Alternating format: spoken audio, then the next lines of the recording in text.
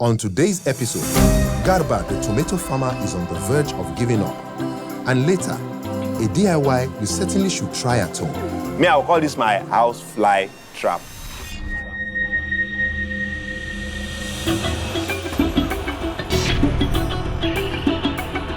The food crisis is growing, and our tables will soon be empty if the world's population continues to increase and food production decreases.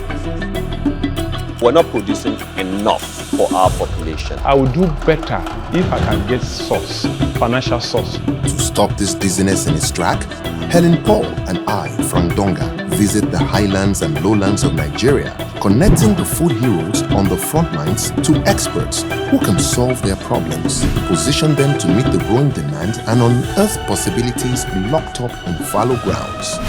This is Farm and Fortune.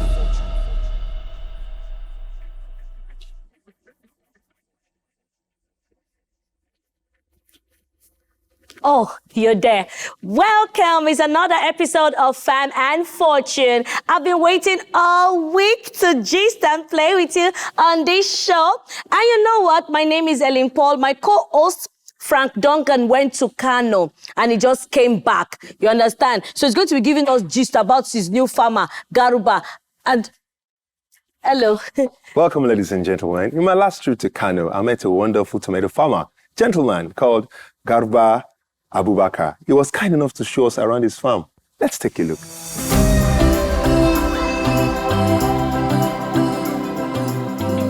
My father taught and introduced me to farming. I learned that from him at a very, very tender age, but started my own personal farm since 2010. That's 10 years now. Yes, I have other farms too. I farm tomatoes, but using the local irrigation method. That is, making nursery beds and sprinkling the tomato seeds on the bed. Then cover it up with dry grasses, which enables them heat up and germinate this period. It takes up to 3 to 4 weeks, after which we transplant to the main ridges we have made for the tomatoes. It takes about 2 months, 50 days for the tomatoes to mature. This farm is mine, and aside this, I have other farms. And I also rent out farms to people during rainy and dry season.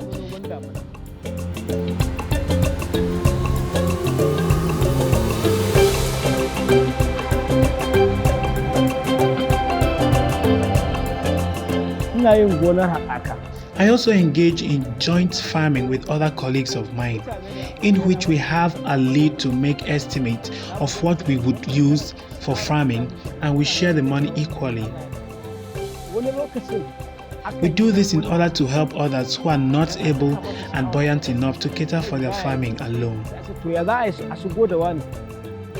Yes, we farm tomatoes twice a year. That is during rainy and dry season. We make nursery for them, then transplant after 3 weeks.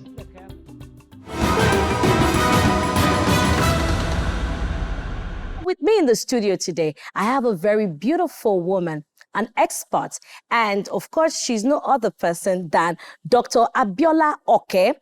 She's from the National Horticultural Research Institute. You are welcome to the show. Thank you very much. Are tomatoes community farm common in Nigeria, just for tomatoes alone? Yes. Where and where? In the north, even in the south, in the southwest, you have a lot of farmers, coming together, planting tomato together. You hardly find a one-person farmer, except, maybe the backyard. But the real farmers, the serious tomato farmers, you find them in clusters doing, tomato planting. So it's like a communal planting. Thank you very much. You're still on my show, Farm and Fortune. So our experts is going to go on different soils and tell us what is good to be planted here, what is not good to be planted there. If it's not good, don't plant it. If tomato will be good for this soil, she's going to tell us. Please, over to my own Mrs. Agatha. What is happening in Kano? Thank you, Helen. Welcome to another episode of The Secret of the Soil. My name is Agatha Christie Ojafa from the Nigerian Institute of Soil Science. Today we are looking at the soils of Dawakin Kudu in Kano State. Here the test crop that is grown is tomato.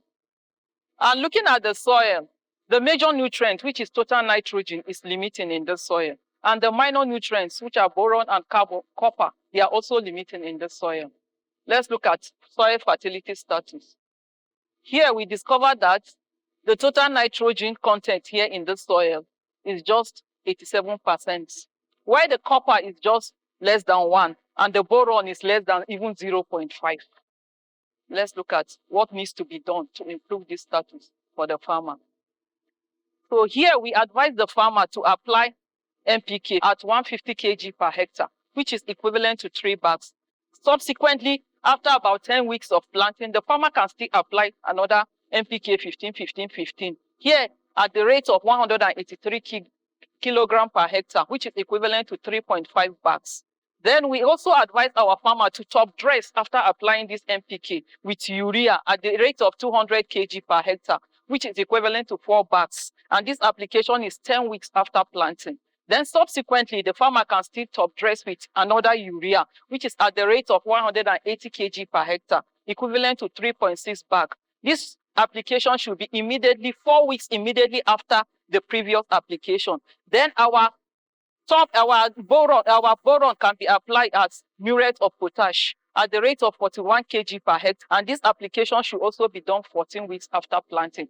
If our farmers can do this application properly, the yield of the crops will improve, and they will be able to meet the food security need of the country. Thank you.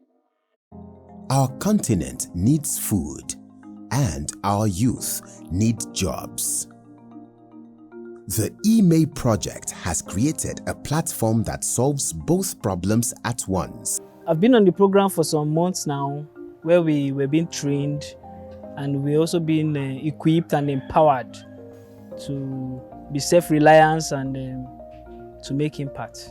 With the inception of this eMay project, we've been able to educate farmers, showing them the importance of testing their soils, knowing the macro and the macronutrient available in the soil, as such, giving possible recommendations to farmers. Waiting for a chance to save the world? Open the doors to this opportunity to put food on several tables, starting with yours. Email us at contact-ng@ocpafrica.com.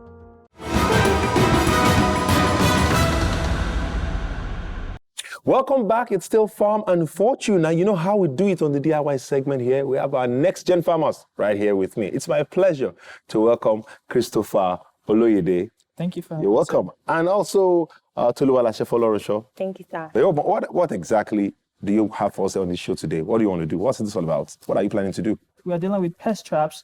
We are going to show how we are able to, with simple tools, make pest traps.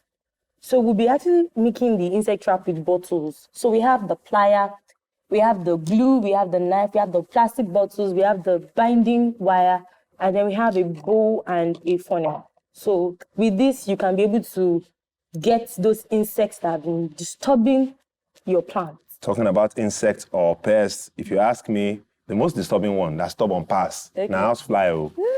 Me, I'll call this my house fly trap. Okay. So while Toluwalashe and Christopher are working on this insect trap, or for me, fly trap, let's go back to Kano and see something that Garba shared with me that was a problem for him.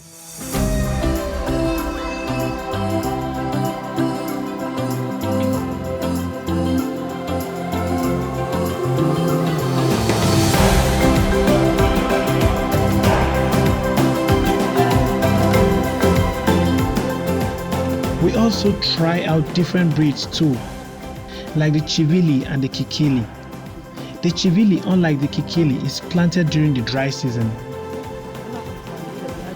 We use organic manures for our farms, NPK and urea fertilizers. We also use hose and sprayers and water generators to water our farm. wanda ake zuko ruwa daga ƙasa ake bawa shuka. For the greenhouse, we use spray, cocoa beads and water from the well. Cocoa bead akwai ruwa wanda a rijiya muna da rijiya a wurin da muke zuko ruwan muke yin ban ruwa da shi da sprayer. The tomato in the greenhouse grows faster because we plant them on cocoa beads and crates. The cocoa bead is not as thick as the sand.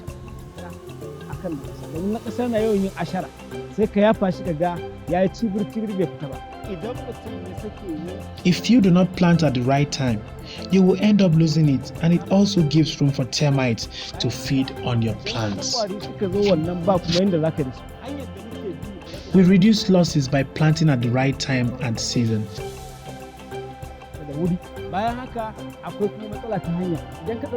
However, one of our major challenges is the bad roads we use in transporting our goods.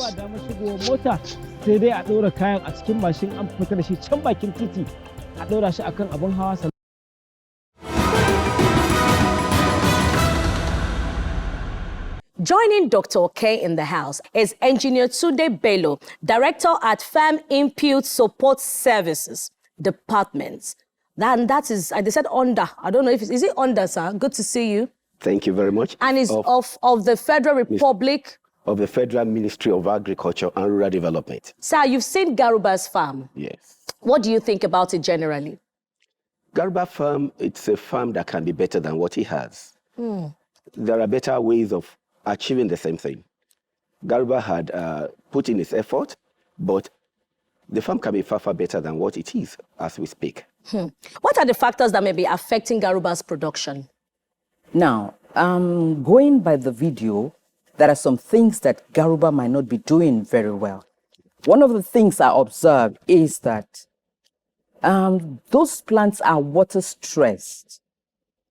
Garba needs to apply a lot of water, more water. You know, the regime he's applying, he has to increase it than what he's doing. That's one of the things. Then, in his nursery, Garba has been practicing the old method that his father and grandfather passed down to him. But he tried the new method and he found out that it's very good. And so we will encourage Garba to try on. And then even with the new method, Garba still does something a little, not so good. Like what? He uproots the seedling from the cocoa peats or from the soil and exposes the root of the seedling. So it's meant to cover it? Yes, Garba shouldn't do that. He has to lift the seedlings with the soil in the root. Okay. If it's from the cocoa peat, he has to lift it with the cocoa peat. Don't expose the root of your seedling. Garba does that. Let me take you back to 2015 when we had tomato Ebola. We had a particular pest that came into the country. Traveled down? Yes. Called Tuta absoluta, but was given this... The name of the name of the pest is Tuta absoluta. So how did you kill it? Now, we actually did not eradicate it. You can't eradicate Tuta absoluta once it gets to a country. You have to manage it, to keep it, under check and balance. This particular pest we're talking about, the developmental stages, it has 4 developmental stages: the egg, the larva, the pupa, and the adults. Now, this particular pest, the stages, they are so different that you cannot use a particular control measure for the 4 stages. Now, what we did was we developed a tray to trap the adults. We just developed a tray with solar lamp. What happens is that in the night, this lamp will come on by itself. And then the moth, because it loves light, it will come flapping around the light, and then it falls inside the water in the tray. Settles there? Yeah, it dies. Oh, it dies. That's how... Because we have water and a little detergent in the water. Great. So it dies in the tray. That's what we use for the adult. And then for the egg and the larva, we developed biopesticides, 2 biopesticides. So those biopesticides we sprayed to control the eggs and the larva. And then we're working now on a 3rd one to control the pupa in the soil. Okay. But do you think the information Garba is getting from the NGO, I mean the support he's getting from the NGO, do you think is helping him in any way? Well, not so much. Not Why? in total. I wouldn't. Maybe the NGO does not have all the expertise that Garba requires. And so I will advise the NGO to stand as a middle person between Garba and then Research Institute. You know, because... So the Research Institute must get involved? Yes, they must get involved. As an NGO, you might not have all the expertise. Now, talking about farming, you have different areas that a farmer will require. An agronomist, entomologist, nematologist, all the gists. Oh, they have more than gists? Yes, all the gists that have... Is that they have to come together and gist about Garba's problem? That's it. So the NGOs should, you know, relate with the Research Institute to get all of them together with the farmer on a round table or on his field for them to look at it and know what the problem is and propose solution quickly. This is very tough. Engineer Tunde, please, what's your approach to improving access to agricultural inputs for farmers like Garba? What are the factors to consider for higher yields? Okay, thank you. The approach we are applying in the Federal Ministry of Agric is actually to ensure that we have agro-dealers. We develop agro-dealers. The Federal Ministry of Agric registered agro-dealers. Because before now, we discovered that people just sell anything to farmers. And what we want to ensure is that agro-dealers give the farmer the right quality seed at the right quantity and be able to give them some minimal advice on exactly how to practice some agricultural practices. The idea is that we will be able to trace their source of input, their source of seed, their source of fertilizer, their source of pesticides, to be sure that it is the right one, so that the farmers will not be shortchanged. Because it's so sad to see that farmers will have labored for months and they have expectation. And because of one man who wants to make some few nairas, extra naira, is spoiling the hope and the future of the farmer. Do you want to be part of the agricultural ecosystem? We have a very important information for you. Are you a new farmer, established farmer? This information is for you. Watch out. Still to come, how good is your spelling? Tomatoes. The next word. We'll be right back. When you choose to play on the fields of the ancient agrarian marketplace, consider a good coach to take along with you. The Udongo app is your gateway to the Nigerian agricultural ecosystem. Whether you are a newbie or an oldie, signing up instantly connects you with a community of other farmers, products, agents, distributors, and resources all in one place. Access our unique and simple interface from the bustling big cities to the most remote regions across Nigeria. Enjoy full access to real-time farming solutions that help you make timely and profitable decisions. Or allow our one-on-one consultancy services cheer you on with each move you make. As a newbie or oldie looking to make a big agricultural footprint, feel secure knowing you have the best coach always in your pocket. Udongo app is your personalized farming coach, available to you every time, anywhere, just at the click of a button. Download the Udongo app from the Google Play Store now and enjoy new opportunities.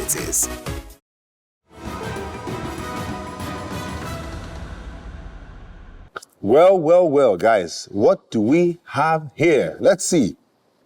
So, Toluwalashe and Christopher have been here. Our next-gen farmers have been here in the DIY segment making insect trap for me, fly trap, because they're the men for here sometimes. Who they watch each other. So how exactly do you guys construct this?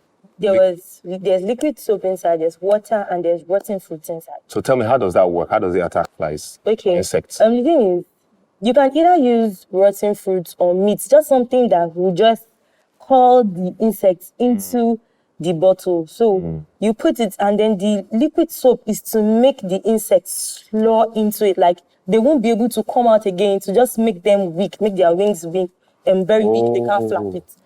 Just to be sure I got you. Yeah. You recycled plastic bottles, cut the bottle in half, invert the top into the bottom. That's right. Glue it, Yes. You use the metal binding wire to make handles. So they remain the water and the soap makes the water and the soap mixture makes the wings of the insect sticky. The soap in particular. The soap makes their wings sticky, so they can't fly out. Exactly. Wicked. Interesting. Beautiful. Thank you very much, Tolu, Alashe, and Christopher. You've seen it, guys. Insect trap, or if fly day your area, where fly trap for you. So check this out. Do yours at home. Upload the pictures on Instagram, Facebook, YouTube. Record the process and tag us at Farm&Fortune. Let's see what you are doing. Don't go anywhere. We're still here for you on Farm&Fortune. Welcome back to Farm&Fortune. So in the house, we still have professionals. We have Dr. Oke and we have Engineer Tunde. So tell me, what's the importance of FIS in Garba's lifestyle? Okay. FIS is Farm Input Support Services. Supporting Garba. The idea of FIS is to ensure that we support Garba to have a good production. That's right. To ensure that right from the input, everything that he needs to use for his production, we ensure that he gets good quality, right quantity, at the right place, and with easy access to those farm inputs. That is what we ensure. Wow, that's great. Back to you, Dr. Oke. Because I saw that when you were trying to study Garba's style of planting and working, the period, I saw you just, with non-verbal communication skills. Why were you doing that, ma? Now, while on the field, Garba said he started his dry season planting in February. Yes. Is February not good? Not good enough. You know why? We have global warming affecting everything now. Now, part of the global warming effect is that Tuta absoluta that I talk about. Yes. Now, farmers need to come out of, this is the way we've been doing it in the past, and face the reality. Global warming is a reality. Because of that, farmers will have to bring back the dates of tri-season farming. Now, they have to start going to the nursery in October because you have the harmattan now in the north between November, December, January. And tomato loves harmattan. That kind of weather. It does well at that period. So Garba needs to bring back his nursery activity to October, and then he goes to the field November, December, January. He's done. And if he has to plant in February, Garba needs a lot of water because from his farm, you see that those plants are water stressed. So he needs a lot of water to sustain him through February, March, April, May. And then May. Because at that period, the weather is very hot. Exactly. And then Garba should not water his farm in the morning. So when can he water? In the evening. Why? What will happen in the morning? He shouldn't transplant in the morning. Why? He shouldn't water in the morning. Why? He should transplant in the evening and water in the evening. What will happen? What will happen? At that period, yes, the weather is hot. So putting in water, it's going to be very hot.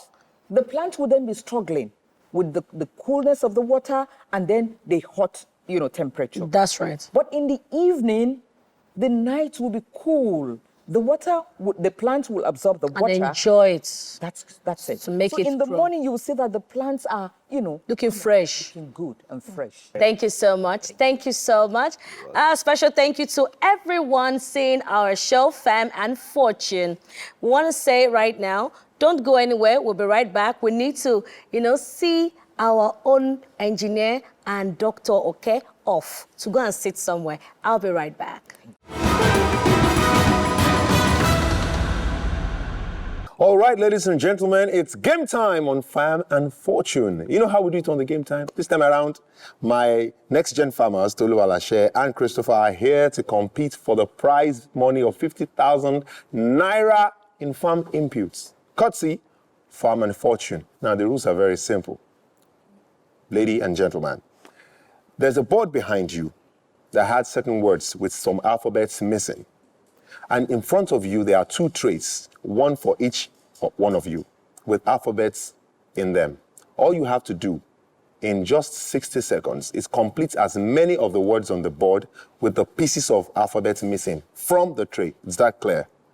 All right, are we ready? Yes, sir. Don't forget, the prize is 50,000 Naira worth of farm input. And your time starts now.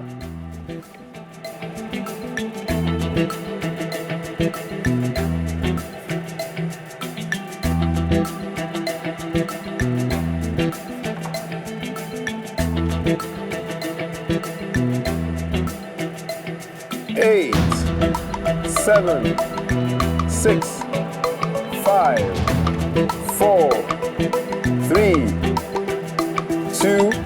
Time's up, time's up, time's up, time's up. So let's see what Tolu Alashe has done. The first word. Tomatoes. Tomatoes. The next word. Nurseries. Nurseries. The next word. Greenhouse. Greenhouse. And the last word. Rose. All right, Christopher, what do we have here? The first word? Tomatoes. Tomatoes. The next word? Nurseries. Nurseries. And the next one? Greenhouse. Greenhouse. And the last word? Rose. Rose. So let's look at that VAR and see who completed it first. Tolu Alashe was the first person to finish, and so Tolu Alashe wins the prize money. Congratulations. Thank you very much, sir. Thank you, sir. Christopher, now you did well, you know. Don't worry, you'll get your compensation. All right, ladies and gentlemen, it's the Farm and Fortune. Keep watching. Let's know what you are doing. Communicate with us. Tag us at Farm and Fortune on Instagram, on Facebook, on YouTube. Let's know what you are doing.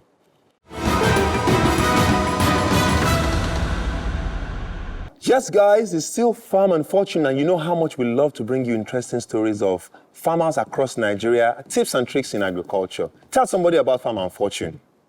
You don't need to tell people. They know about it. Everyone knows it. Leave the game. People that have won money have already won. You don't know how to answer any question. What do you know how to answer now? They've won money and gone. On Farm and Fortune, we are always happy to educate you, inform you, entertain you on what's happening in the world of agriculture. Go to Google Play Store, download the Udongo You're talking app. to them rudely. Say go to. Can't say please go to. Please, go to Google Play Store and download the Udongo app. And don't forget to follow us on social media. Social media. What's the social media handle? At Farm and Fortune. YouTube, Instagram, and Facebook.